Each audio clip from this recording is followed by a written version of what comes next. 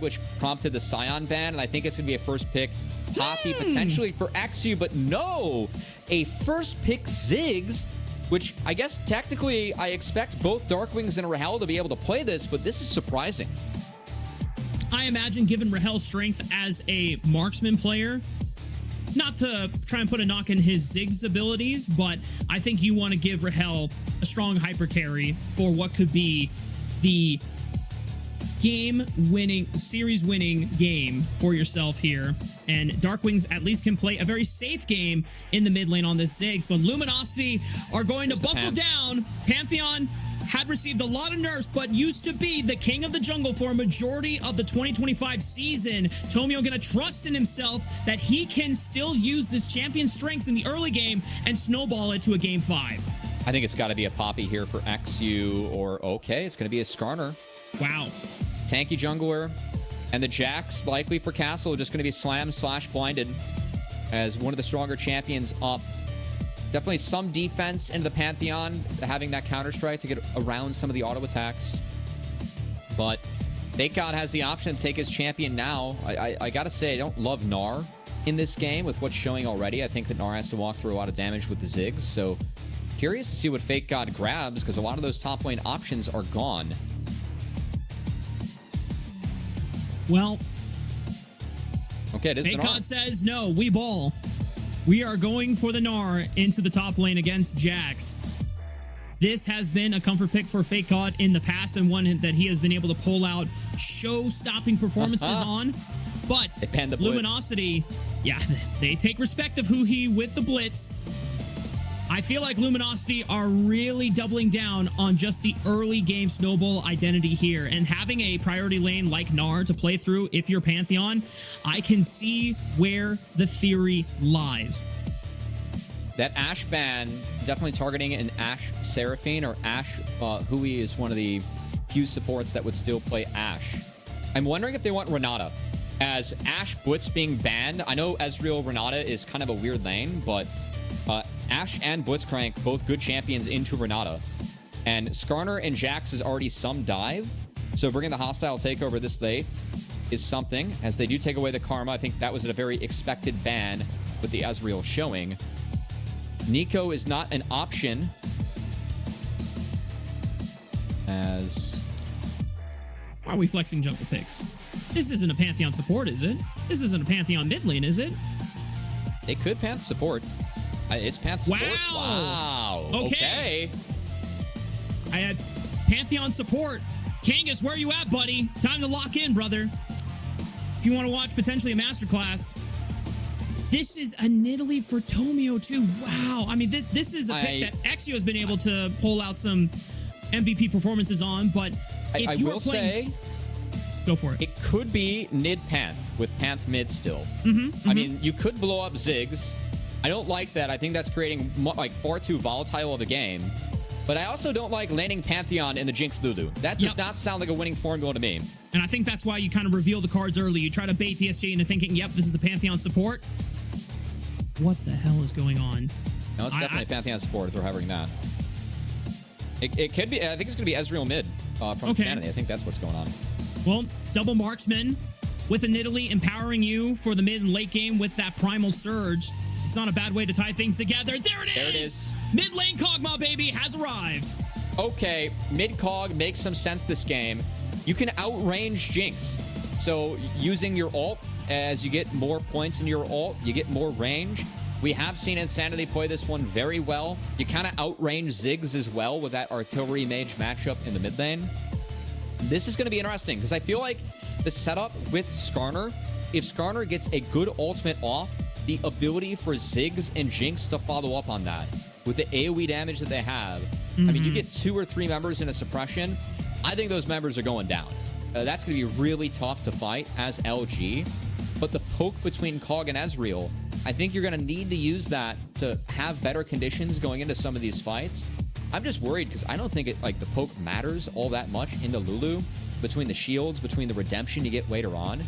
And I think Huhi plays this pick very well, as he's able to flex some of those mid-lane mechanics that might be 10 years removed, but still exist.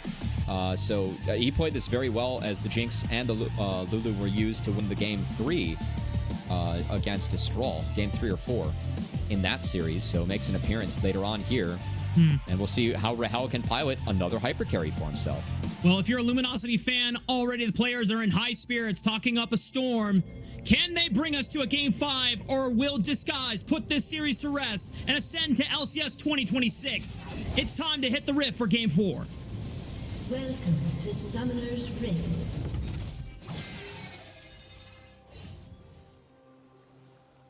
No surprises in the runes so far. 30 Of seconds course, until Insanity minions playing this spawn. AP Kog'Maw, guys.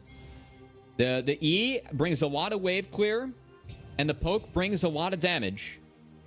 And we'll see if Insanity can really scale himself into this game, because when he has played this pick in the past, it definitely is one where I think kind of pending the game, it takes a little bit of time to get going. But he also, you know, he doesn't mess around building a tier. He doesn't mess around. I mean, this is Ludens, this is Shadow Flame, this is full damage, the way that he's played it in the past. So we'll see if that ends up being the choice again for this one.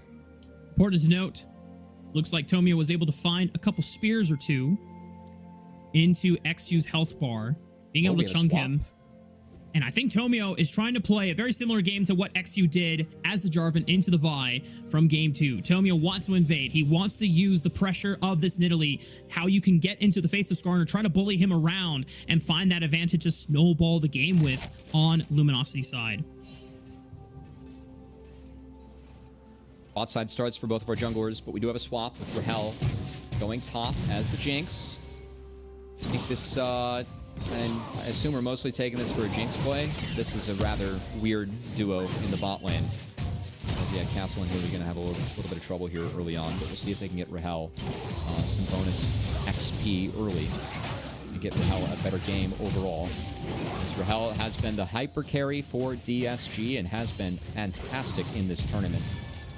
Pitched him as the best tournament going in, and I think Rahel has lived up to those expectations tenfold. As he has been a massive carry and a big difference maker with DSG. Just his ability to consistently team fight, and some of these fights seeing Tadpole just play a little bit too fast in multiple games. Been a really big difference maker among all the games in both series here for DSG versus LG. And there's two things that you accomplish with this role swap or lane swap. One, Rahel is able to farm pretty safely into FakeGod, but two, if Tomio wanted to invade using the priority of Insanity into Darkwings plus FakeGod into what should have been Castle, you would have had that advantage. But now that Rahel's pushing on the top side, you already have Huhi coming up over to the top lane, so Tomio less incentivized to go for a delayed invade, trying to challenge eXyu off of these camps, so both junglers will end up being able to get a full clear despite some of the poke that Tomio had tried to set up level 1. Now, I don't want to say that there is a timer on this Nidalee, because thanks to Riot, she's been given kitten buffs in being able to be an enchantress late game with the Primal Surge, extra range and extra attack speed steroids and healing, but they're going to set up for an aggressive play with Zeyzal on the top side. Tomio just trying to mark out where eXyu could be, but it would have to start with FakeGod landing a decent wallop, and that forces the early cleanse from Rahel as Castle, 200 HP. Well played. I like that wallop too. Raafaa kind of pointing out. So, well done to at least have a look, but that look going wayside does mean that eXyu is going to take a double crab for himself, so that's a pretty good response for eXyu and that Skarner. Getting out of that first clear undeterred is definitely a win. Tomio continuing to stay on the top side of the map. They're pressuring for the dive. Rahel still has a flash available, but because there's no cleanse, it would be super easy for Zeyzal to land that empowered stun and set up for a spear combo. But they're going to drop the play for now, as Tomio is delayed on the base, whereas eXyu already back on the map with the Giants build. Yeah, there was a ward, so Disguise were able to scout out Luminosity Gaming looking for that one. Also, I did say that Insanity with this this Kog'Maw, it's like, you know, no tier, we go full down. There's a tier being built. So he's got a tier for this. Maybe it's a Seraph's as potential that Insanity's worried about the point-and-click execute that could come out from Ziggs, from Jinx. Again, a lot of upfront damage that can be comboed with this Skarner that I think Luminosity Gaming definitely has to be aware of and play around in these fights. Because Skarner plus Ziggs is a hell of a combo. It's a nice way to guarantee a Mega Inferno Bomb to hit the sweet spot in the center of the ultimate. First dragon of the game does spawn. Doesn't really seem like any team is going to be playing for it immediately, as both of our bot laners are either come off the field for now as tactical TPs back over to the bottom side of the map, but Tomio is full clearing into his top side camps. Still a bit of a window as Rahel and Huhi now getting their own base off. We'll see if they continue to stay on the top side of the map, which they do. And if DSG, how fast will they play this game? Because obviously, Matt, you have a lot of scaling aspects in this Ziggs, in this Jinx, this Skarner as well. You don't necessarily have an early bridge other than just praying that Luminosity Gaming don't completely snowball out of control. Just think it's another clash of styles this game, Raafaa. It's going to be the poke of the Kog'Maw, the Ezreal, and the Nidalee going up against the sound engage of the Skarner, as eXyu is going to really hope that he can find clean ones. Would have been an ill-advised lead strike. Castle does not have counter-strike for that. Empowered stun, the ignite comes down, he flashes away, and it just might save his life as there's no extra follow-up from Luminosity's bot lane. I didn't check the bottom left of my screen. There was no counter-strike available, so Castle gets pretty dinged up. Gonna do his best, though, with the second win, the D-Shield, and the Reju potions to get back into this lane, but that is enough damage where I think he's just going to catch this wave, and that's going to be Dragon going over. Good play from Luminosity Gaming as they utilize their bot lane being bot, and the numbers advantage they had to take this Dragon for themselves. We're not getting that funky, are we? I don't think so. He was trying to guess. Always worth a guess. eXyu taking the lessons from Game 2, not trying to flip the game unnecessarily into Game 4. He is playing the Skarner. He is going to become stronger the later the game goes on. Just wants to work his way towards that Heartsteel first spike. Lulu, man. Yep. That's heinous. Crazy tech. Yeah. I mean, I get it. I get why, especially in swaps, but I'm still going to call it heinous. Does it betray your code of support playing? Hey man, Fauna Life gets crazy value. You check out the value you get from Fauna Life at the end of games. It's slept on. It's fine. Lulu can take Demolish, getting extra golden though. Jinx is A-okay. As both top laners have been set behind a little bit, we'll say Castle being down half a level could matter. Both of these top laners likely rushing towards that Trinity Force. I say likely. That's what's going to happen. But see which team decides to rush towards the grubs, and if that ends up being an angle that Disguise looks at. Because you do have level 6 now on eXyu, so the ability, the opportunity, the chance to chain his ultimate with the others that could be very impactful for DSG, it's on the table for this one. One of the things I was curious about in this specific Nidalee game from Tomio, he did take the Conqueror setup, so it is still skirmisher favored, but for a while, the Liandry's rush has not been the best for Nidalee, and I figured that he would react by going for a Lichbane, which doesn't give you any HP, but it gives you a lot of damage. It gives you a lot of good offensive stats. Zeyzal is the first one to stun up eXyu, but he pins him into the wall, and there's the combo impale into the Mega Inferno Bomb, and the rest of LG have to turn tail. Tomio at least secured 2 grubs for Luminosity, but the last one goes to Disguised. Really nice job there by eXyu, just using the basic Skarner combo. Wallbang into ult. Easy take on the Zeyzal. I think Luminosity Gaming in the big picture going to be okay. Losing one and winning out on the grubs, but damage dealt. Disguised, able to find what they wanted with their comp, whereas LG used the poke, the control they had in some of these leads to also get to that objective first and get a 2-for-1. So decent trade from both teams.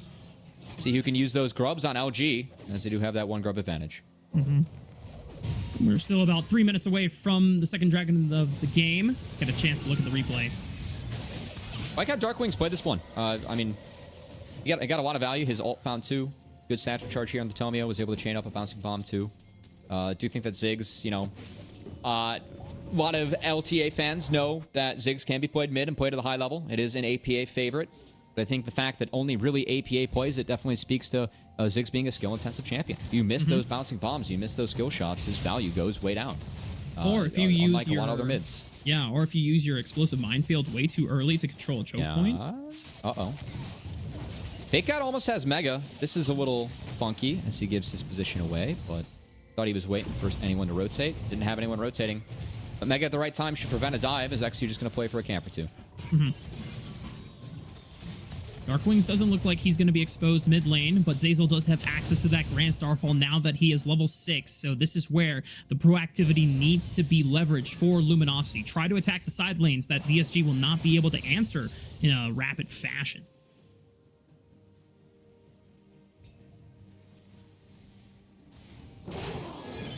You know, I was expecting something more proactive from Luminosity happening after those words, but it looks like it's just a recall for FakeGod. I was just letting this one breathe, man. I was in no rush to say something up next. LG is in no rush to play this game either. That's okay. I will say the swap, of course, Jinx really benefits in the swap sometimes just because she gets an attack speed steroid against the turret. Good to see Castle using that his own attack speed steroid against that turret. They've gotten that one quite low, quite early. Oh, Tomio has snuck in here. This guy's kind of snuffing this one out, but Tomio going to get a good chunk onto Lulu as Huhi and Rahel realize that they're going to be under siege. Darkwings attempting to attack FakeGod. It just walks up and says, nice turret, bro. Throws out the Mega Inferno Bomb. Bouncing Bomb will not find its way onto FakeGod's health bar, but he does enough to grant DSG first brick of the game. Nice rotation. Only lost one plate over to Insanity. I'd say that's well worth it. As we're using alts for tempo here. Dragon's coming up in 20 seconds. Yeah, I mean, Zeyzal has his ult of his own, so he could get back and get involved in this one. Kind of curious to see what Zeyzal goes for first, because I think Black Cleaver is your most efficient item on Pantheon, at least in this role, but, you know, Gnar might want to go that second. I think that one of the two should probably build Cleaver. Helps out enough with the Ezreal and Panth, but also, I mean, Redemption's still strong enough where if he goes Redemption or Heartsteel, what we saw when Core JJ was playing Pantheon support a lot in Split 1, kind of the other options. But I don't think this guy's ready to fight this one quite yet. They have a Kraken Slayer, but the strength of LG at this Dragon fight as a comp, much higher. And Rahel is late to the play, so he's not going to be able to get there in time. So if they stall, maybe. Luminosity are trying to use their poke to their advantage at the moment. Insanity not quite at the level 11 mark where he does have that extra bit of range and base damage, but decent poke onto Darkwing's health bar as he finds another living artillery right onto his face. That puts him below 50% HP, but I think the DSG pressure is enough to start leashing the dragon for themselves. Yeah, they got banana brush control and they got wave control over both mid and bot, so really good stall from DSG there. As LG didn't want to commit to that one, wasn't fast enough, and the poke did hit on Darkwings, but not enough to make a difference. As the waves were deleted, the dragon was taken, and Disguise, they now have first brick and at least defend from the objective feats going over to LG. First brick might be instrumental in making sure that Disguise can secure feats for themselves this game. I'm worried for LG in this one, Raafaa. Yeah.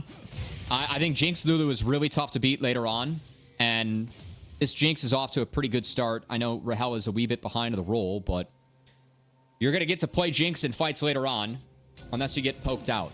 And I mean, I don't know if that's going to be enough. I like the engage of the Skarner and the ability to break it. Yeah.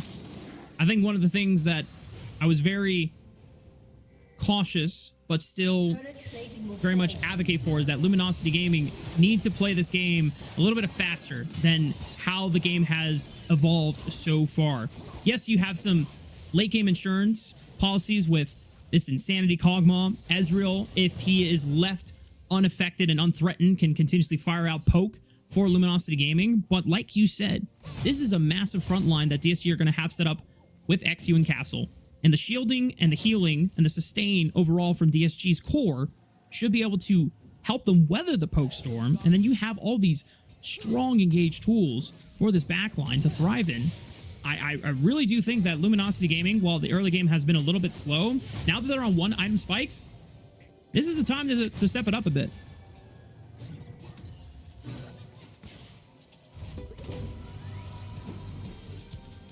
Yeah, I'm just wondering like what the breakpoint's going to be for maybe looking for Nidalee poke with the team, or when Kog'Maw is ready to find and set up for poke. I think 2 items for Kog'Maw are going to be very important since he went Seraphs first.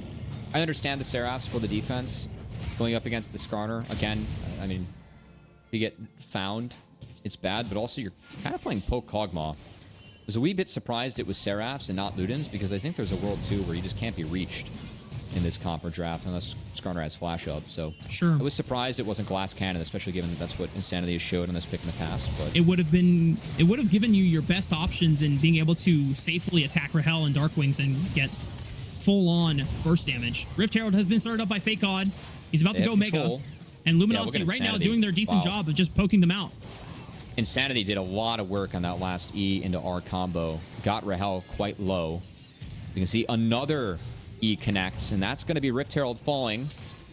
As LG did get to this part of the map first, they took control of the terrain, and that meant Disguise couldn't walk in, as Darkwings taking more and more skill shots down to half. Just saying, guys. This is poke from a Kog'Maw with Seraphs. We've seen what it could have been with Ludens in the past. So, but Luminosity, confident enough that they do not need the extra bit of burst from the splash damage, and that thankfully for them, Insanity is not the only person that can poke from afar. Tactical is managing to weave in some Mystic shots. I'm actually really curious for Tomio what his second item is going to be. In the past, this has been Lichbane into Liandry's when this was the core. I think it's Liandry's again. I mean, it probably will be Liandry's. I'm just going to put that out there. Bloodletters. Because this has been a build that I've seen Spica play a lot in solo queue when he plays Nidalee. Yeah, and it does help with the MR shred between the mixed damage of both Insanity and Tactical. Yeah. I will say, too, like, one of the perks of the Seraphs are that Kog'Maw, I mean, very mana intensive. Because those living artilleries, they cost more the more you use them, the more damage they do. So can't help with the standoff, where maybe they're thinking with, hey, we have Kog'Maw with more mana, we have Nidalee with the heals. Can they ever beat us in a standoff? I don't think so. It really, the onus is really on eXyu and on Castle to break the formation of LG, find that engage, and then use the burst damage of Ziggs and Jinx from there. I think that fight is very playable for DSG. And if they get one, Rahel's ability to snowball throughout a fight is going to be deadly, being a Lulu-empowered resetting Jinx.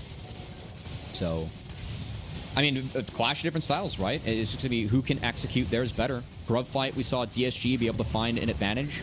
LG, though, played that Rift Herald exactly the way their comp wants to.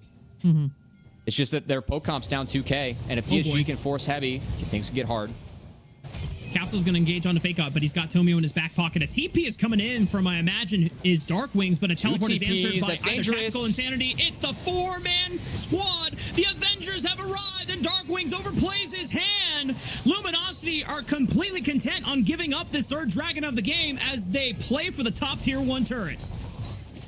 You know what? If Darkwings TP to this turret, I think the TP's okay, but LG kind of bait him in there, as with the Pantheon ult, they turn a 1v1 into a 2v4. They're going to get 2 crashes here bot, and Disguise actually want to fight this. They're not going for the dragon. They're going to try and answer. This might be ill-advised, but they are going to trust into Rahel and his ability to get resets. But Insanity is poking out Castle, forcing him to play dodgeball with these living artillery shots. Insanity is You can see, I love what VyRVTO always says with the Karthus cues, kind of the S pattern. You can try and guess them dodging and see Insanity kind of trying to guess that with how he's dropping the living artilleries. Like, imagine S on the map and how people are going to path. I think that's actually pretty good, trying to catch him. But, yeah, again, I mean, when Darkwings lands, it's just flash for flash. Zeyzal happy with that one. He'll take that trade in the first place, not to mention find a kill and find a double Herald crash. As Disguise tried to answer, they were slow on the play. eXyu going to try and find Zeyzal, though, who is flashless and will die. Immediately chained into the traps from Jinx. That's a quick pick for DSG. Now a 5-on-4 in favor for themselves. This dragon should go to them unless Luminosity want to make things interesting, but I don't think it's going to happen. No, Tacticals in base. Insanity, again, was kind of late to reset off the poke and playing out that last play, so LG going to drop that dragon. As good play from Disguised. Again, Zeyzal flashless, so just take what's given as eXyu. Didn't need to burn a flash himself or do anything too fancy. And a nice chain CC onto the Pantheon that you were able to see. I mean, the Skarner R was able to drag him onto the Jinx route. There was a polymorph afterwards. No chance for Zeyzal to outplay that one as he falls, and DSG take their second dragon of the game. While we wait for the Otacon to spawn in the next 40 seconds, man, I want to scope out a bit. Actually, we'll get a chance to look at the replay again, but kind of touch upon it. Yep. Yeah. So, one of the things that Disguise want to be able to prove, and not just earning back their spot into LCS 26, but also showing that the time in Tier 1 was well spent. And given their credit, they made some changes necessary it wasn't a roster that immediately flourished when they first debuted in Split 1 of the 2025 season, but by the end, you can tell that this team, even with the change in individuals, the players that still stayed on the team through the changes grew a lot, and they are doing their best to show that experience spent in Tier 1 does matter. Yeah, that's the tone that Ido wanted to set. Coach DSG said, hey, we got to show that being in Tier 1 was a real advantage, and we're the first people defending that spot. Is it going to be a rotating door among teams, or are we going to prove that playing in the LTA North was a real advantage for us in 2025? So far, one game away from being a part of the LCS in 2026. As it has been an advantage for DSG. As that true shot barrage is going to find Nauticon not being started. And DSG really trying to get control over that bot side jungle. Zeyzal posturing towards the top side of the map. It's another Grand Starfall. Castle tries to flash away and buy as much time as possible. Already threw down the Grandmaster's Bite, but Zeyzal should have enough CC in the tank with the Ignite ticking him down to take Castle off the board. Now DSG are prompted to start the Otacon, but here comes Luminosity. Darkwings can continue to delete this wave. Tactical having trouble getting in, but a TP from FakeGod will bring a numbers advantage. Zeyzal is late, but LG pulling this Otacon up. I think eXyu might try and reset it, as it's kind of close to resetting, and does. Nicely okay, done. That's a big win for DSG. But again, this poke war where you're down a number against Ezreal, against Kog'Maw, against Nidalee, this is a dangerous spot for DSG to be in. Castle is coming back up in 10 seconds. Has teleport available to rejoin the fight. Luminosity Gaming trying to stall this one as long as possible, or at least DSG's ability to enter with the poke. Mega's up. 3K. Castle doesn't have TP. Never mind. That is Tomio securing the Otacon, but the Mega Inferno Bomb and the Rocket hit true on Zeyzal. That's one big reset. The Impale will bring back one in FakeGod into Darkwings' hands. Huhi is about to go down to the Living Artillery. Tomio surges forward. Tactical and Insanity right behind him. And Luminosity able to equalize the kills on the Rift. We need a replay for that one because Rahel died to Tactical as the Ezreal was able to find the Jinx. Huhi was sunk up with eXyu to try and continue the play, but Rahel was left on his own and got taken down by Tactical on the Ezreal. So DSG, they get feats, but LG get the Otacon. As we take another look, it's a good start to the fight, a good combo from Darkwings, as they aren't able to get the Otacon, but they get a lot of damage off. The ult from Rahel is fantastic, but he gets stuck. Insanity drops to E. He gets slowed. Rahel not able to react to the flash, and Tactical was able to hunt him down and find him. Again, Huhi was trying to help eXyu continue the play, but Rahel was pushed up in the lane. I think he needs to follow up with his team through the tri-brush if he wants to play that one, as he gets sat down by the Kog'Maw and the Ezreal. With the Otacon secured, it doesn't put Luminosity that far ahead in terms of gold. They do feel confident in where they stand in terms of their spikes. 2 items on the majority of their carries now. Tomio, at one of his strongest points that he can be, he did opt in for the Leandries just for the additional HP burn on this front line. And the traps will help proc it as well, trying to give Luminosity even more ways to poke out this composition from Disguised's Castle. It's going to face check into a Zeyzal Pantheon, but we'll still be able to pick up this wave safely on the top side.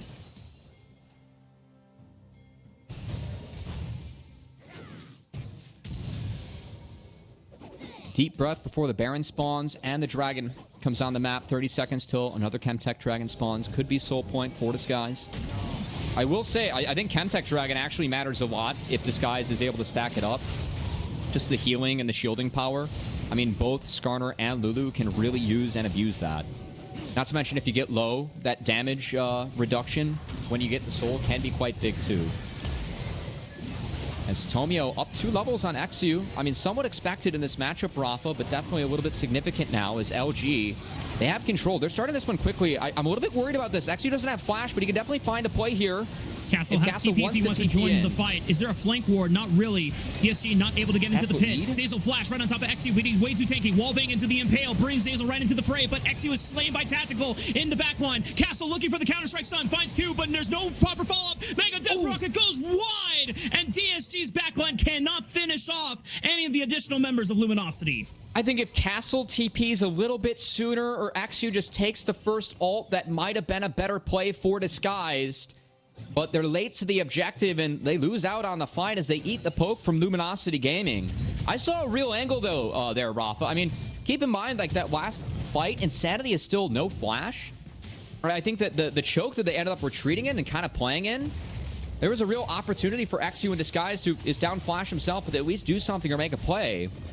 But man, between the Otacon being snagged by LG, these level advantages for a poke team are quite big now, as Tomio has just dinged 15. And we're seeing Disguise kind of struggle to walk in and find the approach, as the poke from LG is pretty dire at the moment.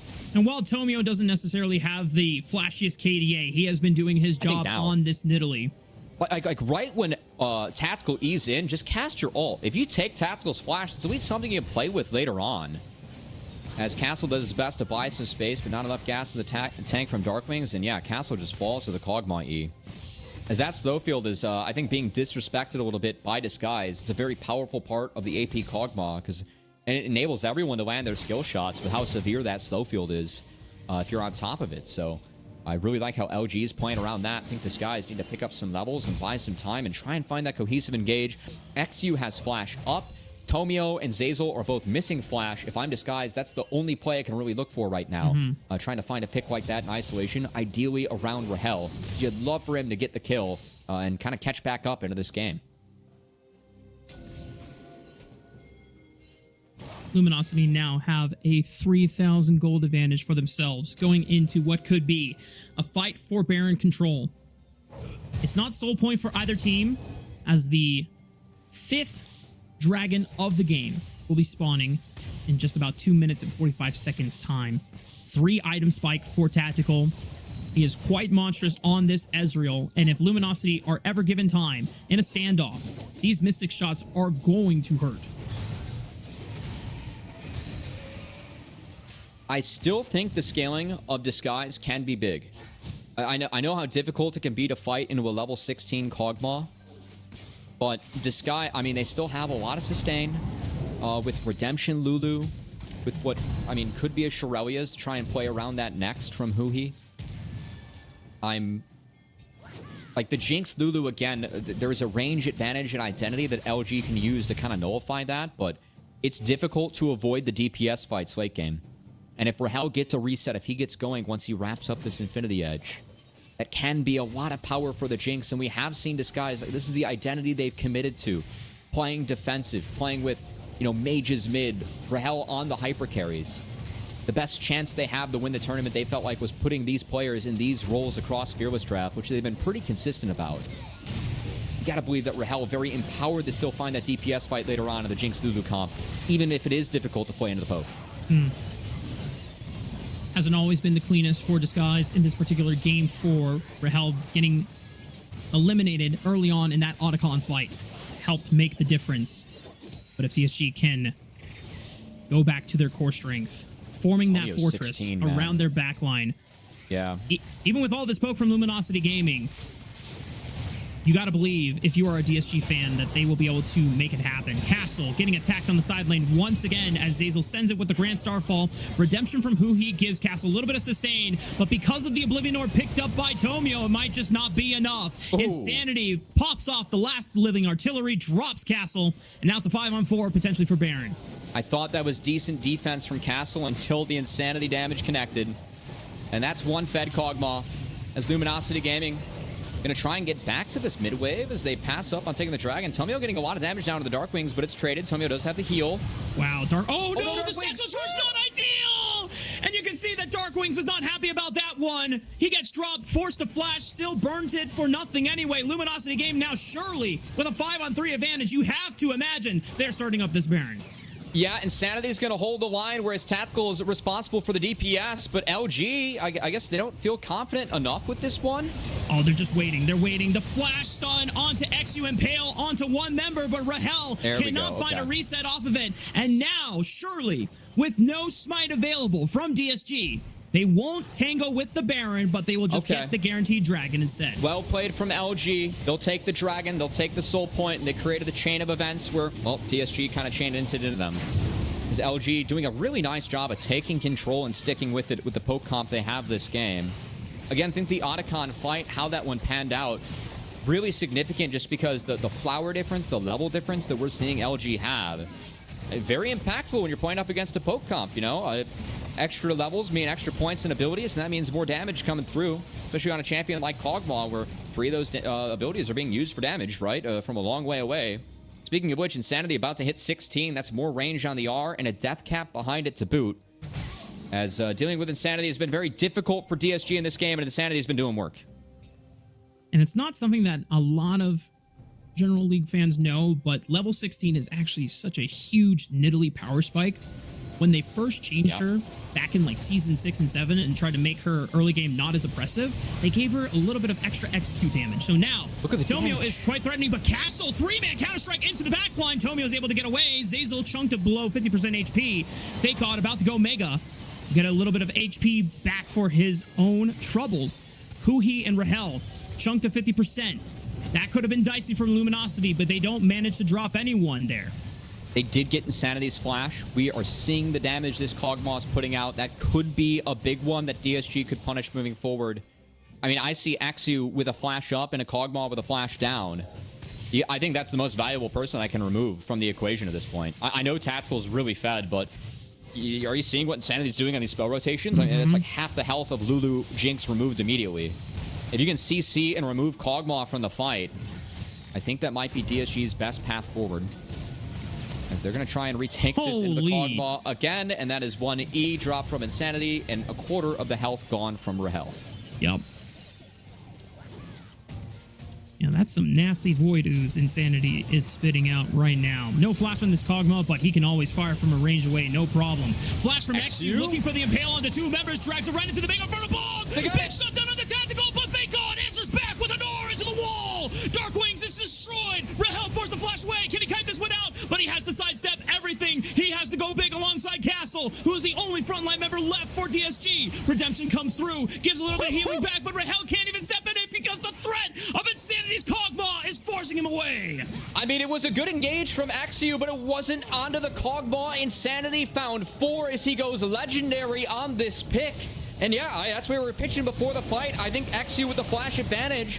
The member he had to find was Insanity. It was a good engage, but they did not find the Kog'Maw as Insanity gets 4, faces, TPs back, and that's going to be Baron for Luminosity Gaming. And going into the next fight, Matt, it is Chemtexel on the line. 2 minutes from now, DSG have lost a majority of their flashes on their key carries. Rahel is going to have to step up big time in the next fight as we take a look back at the replay. I mean, they got Tactical, right? We were talking about, hey, we know Tactical's fab, but we think it's more important to get Insanity. That's why. The CC, the combo with FakeGod there, getting the E and 2 Rs onto the carries of Disguise, Darkwings and Huhi fell to just that. As the rest of the fight was played out as well as Disguise could, but Castle, I mean, he keeps on trying to look, fish around, go for these plays, and he's just getting melted by the Kog'Maw every time.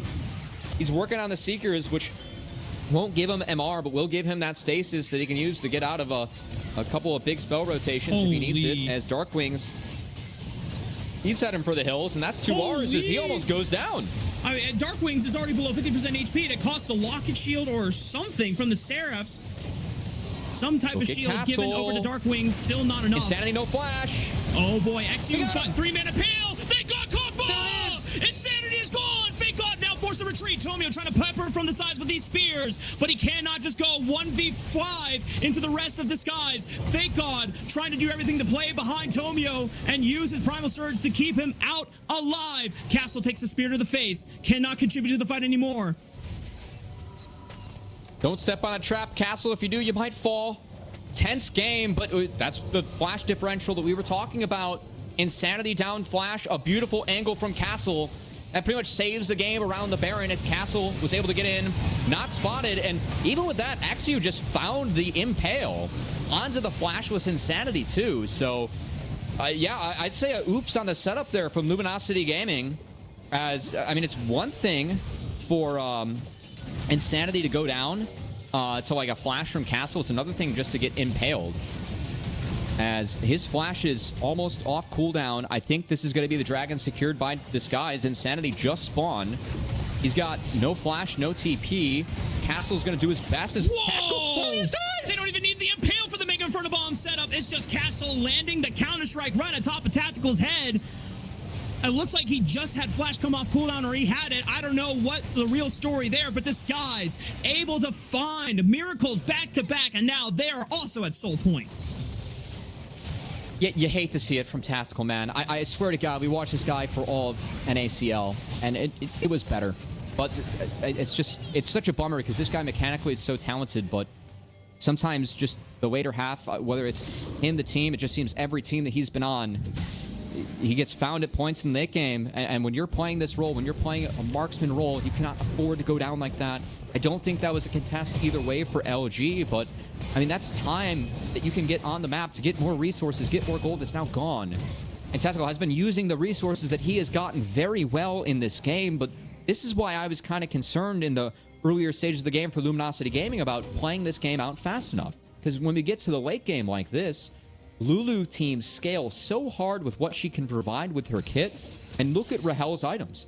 He's going to be full build. And yes, we've seen fights, we've seen standoffs and setups where he's been completely taken out of the game by Insanity. And that was Banshee's Veil, by the way. That's a good pickup. That's going to be a lot harder to find him in the back line. But we've still seen the difficulties that Rahel and Huhi can face going up against his Kog'Maw. But again, you make one mistake against the Jinx, and Jinx gets a reset. And we've seen the big engages that eXyu can find and how it synergizes with the Ziggs, with the Jinx. And that's how this draft can be playable for Disguise in the later stages. And when they have executed, it's been advantage them at this point of the game. So I think the gold now being much more close, evened up, this is where the Jinx, where the Lulu, and even the Ziggs damage can start to take over later on. I mean, we're starting to hit the point where the gold lead does not matter because everyone is about to hit 5 items very soon. 36 minutes into the game. Not quite super late game, but 3 minutes from now, Chemtech Soul will be up for grabs. Baron coming up in under 2 minutes time. And with Rahel finally finishing a full item build Jinx, I think the last thing he's got to do is just upgrade his Berserker Greaves into tier 3 boots. I'm not looking at the items anymore, Raafaa. I'm looking at the map because I see Tomio looking for a couple angles on a couple spears. They know where the Nidalee's at. See if they can get Rahel out of there. So now the move speed buffs from Rahel. Tomio's again, be more careful. points into Whimsy. Boy. Yep. That's a big flash lost. And again, eXyu, if he finds one person, that's the first reset for Rahel. Still think Insanity is the most important individual as Castle is going to be found. Castle gonna take some damage from the Living Artillery. Redemption keeps him topped off. Below 50% HP. He flashes out. They got eXyu with the Insanity Impale. They got vertical at the top. They got both of the carries. DSG eliminate the artillery from Luminosity Gaming's backline. And now it's Tomio trying to cut off the wave. But DSG might just try and push this one to the brink. Look at the death timers. Look at the Baron timers. 4 seconds after Baron spawns, Insanity and Tactical will spawn. And eXyu, the player who was knocked out of Dignitas after they went for the old school LCS roster, finds his way onto Disguise. Can't win a game early on. I think a lot of fans were asking for a change to maybe be made in the jungle for Disguise too. But it's been eXyu who is the big voice in this team that really has to make plays in this game on the Skarner, who has had the big finds later on to set up his carries, to find the winning fight with these big wombo combo ults that they've been hitting. And Disguise have been playing their comps out so well in their games against Luminosity Gaming. Again, I think both teams have had a good idea of how to play out these compositions. It's been good competitive games of the league, but Disguise have played out their identities better. And Luminosity Gaming, as strong as their lead was in the mid game, it has not been enough to break Disguise. No matter how late the game got, DSG continued to dig deep and brace themselves as the time passed. And now DSG, with Baron buff on their side, they have all the tools necessary. After one more fight that goes their way, they can clean out this series. I think Soul matters more than Baron. But Baron will help DSG try and set up for this as the waves are easier to play. They can use the wave priority to get some scouting and try and find LG. As they are going through bot, they've really committed to this, and that's going to create a play mid. Zeyzal's porting out, but Castle, he got over the wall. He leap striked. I don't even know if he flashed. And Castle, I mean, they can just play this bot wave out now and try and play for the Dragon. LG very much playing from behind to try and contest this Soul. And again, I think Chem Soul has real value this game, as like the Bloodthirster shield and the healing gonna be more. Lulu's kit gonna be more. Skarner with the shields gonna be more. The damage reduction as well helps against this poke comp. I think it's a big secure, one that DSG has a slight advantage of, but Zeyzal, okay, Zeyzal showed himself. Insanity showed mid. FakeGod. eXyu has a flash up. I think He's it's in just mega fine form. Insanity. FakeGod is about to run out on this timer. This will be DSG's time to just burn down the dragon Oh, they without got any Zeyzal. answer. Luminosity Gaming have realized Got it is Zeyzal. no longer an option. Chemtech Soul is secured for Disguised. Great chunk from Rahel again as the game goes forward, guys. The scaling of Jinx Lulu, it can break a lot of stuff. And we have seen Insanity do some serious work on this Kog'Maw pick, but the last two fights, it's almost like he got too big, you know? It's like what we say in solo queue. It's like, all right, we lost that fight when we're up 10 kills just so they won't FF too soon, right? I feel like once Insanity went down once, or they took Tactical out, not Insanity, they figured out that we Rahel's have resetting. to remove the Kog'Maw. He's going crazy. We have He's going to start remove the peppering down. Kog'Maw. Look at the damage he's already putting out. Zeyzal almost below 50% HP. FakeGod getting threatened in the mid lane. They're just bursting down the next turrets. That's the first one to fall. DSG now have to reclaim position and make sure that Rahel is not exposed. As Castle goes in, Castle. FakeGod tries to scoop him up. eXyu tries to slam into the wall. That's the first kill. That's the first reset. Rahel now looking at Insanity. Flash up. He got Insanity. He's looking for Zeyzal next. Tactical Tomio can't do anything about it. Rahel is undeterred, and the world is at his fingertips. DSG finished the culmination of one 2025 season and victory. Welcome, Disguise, to LCS 2026.